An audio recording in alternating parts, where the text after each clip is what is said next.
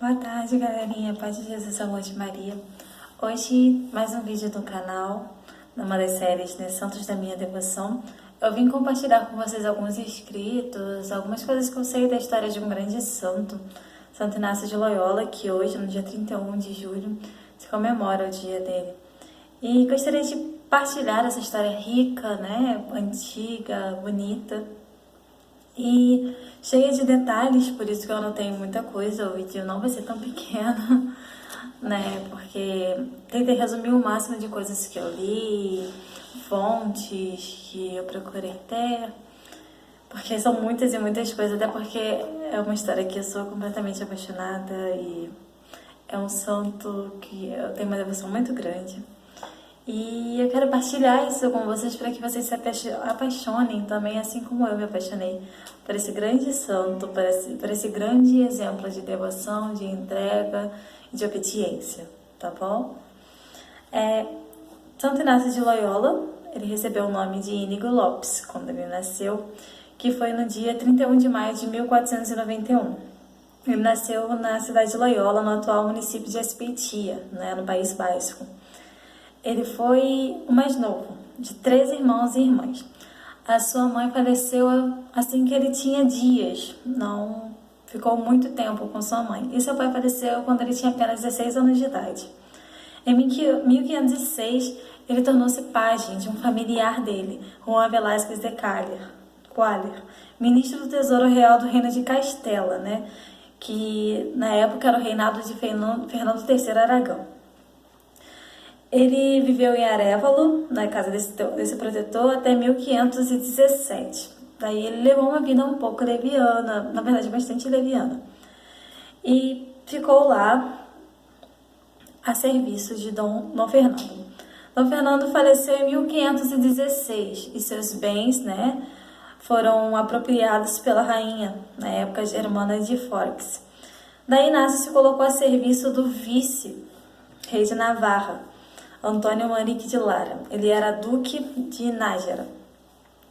Em 1521, exatamente no dia 20 de maio, ele foi gravemente ferido em uma batalha, na verdade em Pamplona, e passou meses inválido no castelo do seu pai, que nesse período ele começou a ler bastante livros para passar o tempo, e um desses livros era o Vita Christi, que é um livro de Rodolfo de Saxônia.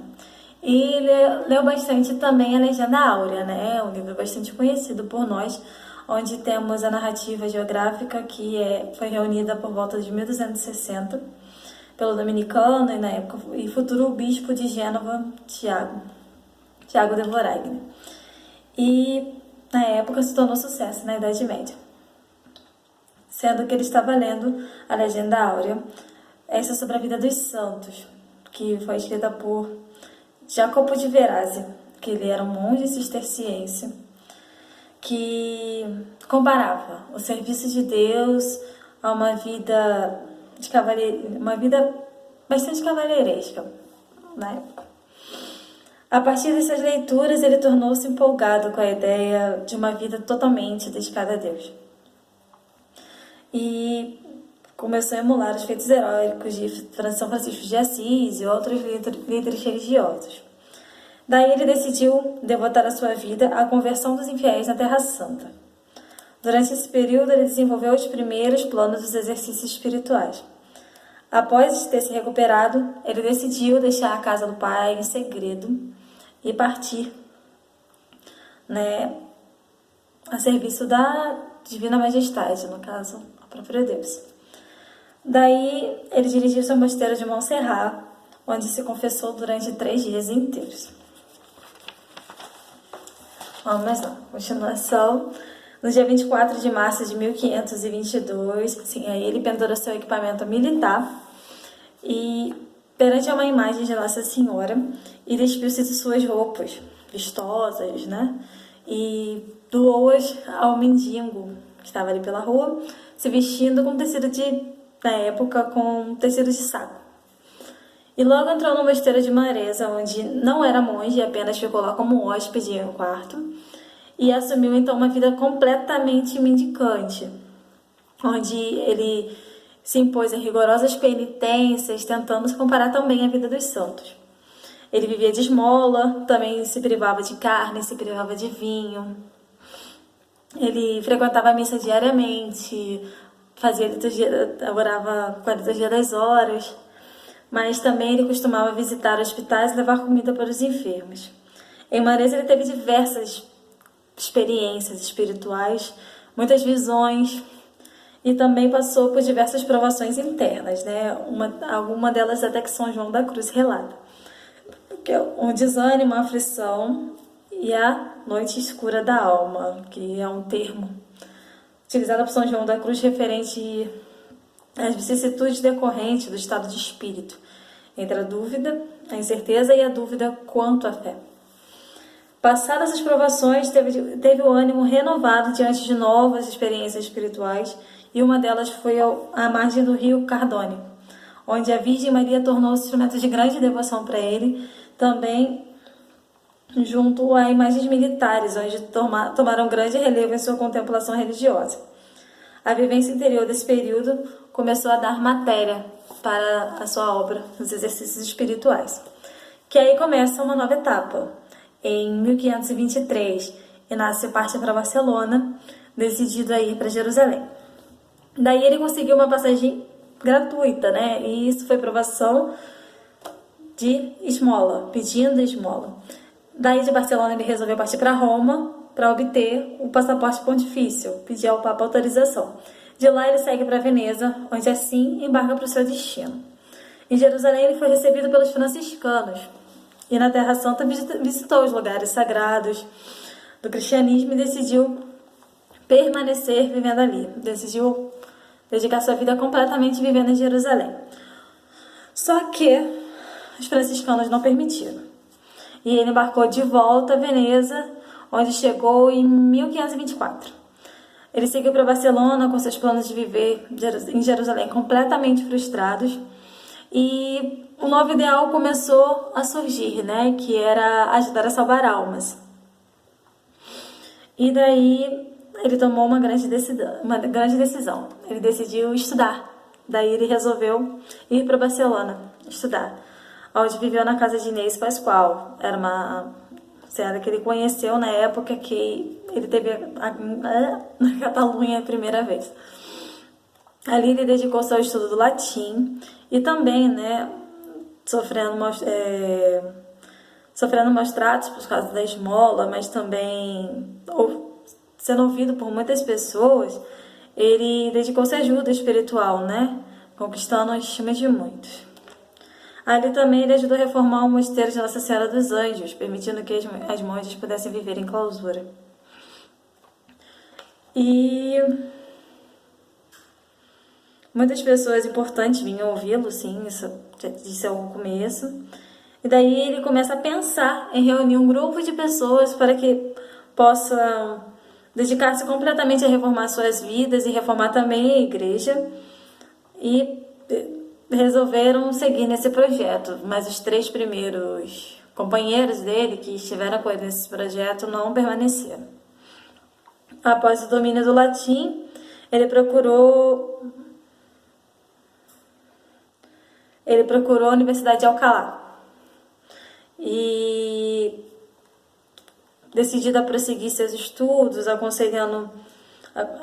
sendo aconselhado pelo seu mestre e tal, ele entrou recebendo abrigo num hospital, no Hospital de Antezana, que na época era domínio de Julián Martínez. Os 3 primeiros companheiros o seguiram naquela época e ali permaneceram durante 1 ano e meio. Dali, além dos estudos, eles se dedicavam à pregação e dar exercícios espirituais. Daí ganhou suspeita da Inquisição, que logo denunciou para o vigário de Toledo. Era época de perseguição aos hereges alumbrados e tal, e que isso levou a levantar suspeitas sobre Inácio. Na época de início, ele foi obrigado a usar vestes comuns, coisa que ele já tinha aberto de mão, e depois ele foi preso durante 1 mês e meio, onde ele continuava a ensinar e a pregar. Por fim, nenhum mal foi encontrado em seus ensinamentos, mas foi-lhe obrigado a continuar a vestir-se comumente e proibida a pregação. Diante disso, Inácio e seus companheiros foram até o arcebispo de Toledo, até relatar o ocorrido, mas o arcebispo manteve a decisão do vigário, mas também abriu-lhe as portas da Universidade de Salamanca, onde ele viveu. A sua pregação ganhou fama e ali ele se confessava habitualmente no convento dominicano. E o que aconteceu? Os religiosos daquele convento começaram a se intrigar como Santo Inácio sabia de tantas coisas, falava tanto de Deus sem ao menos ter estudado teologia. Isso começou a levantar questionamentos, suspeitas dos próprios dominicanos também, que, em meio a discussões, levaram a denunciá-lo e interrogá-lo. Novamente, Inácio foi preso, novamente a Inquisição. E o vigário do bispo, que era professor da universidade, foi visitá-lo e Inácio acabou entregando os livrinhos dos exercícios espirituais para que eles pudessem examinar. Daí não encontraram nada, os doutores que foram examinar não encontraram nada que pudesse prejudicar Inácio, que pudessem o condenar. E foram libertados.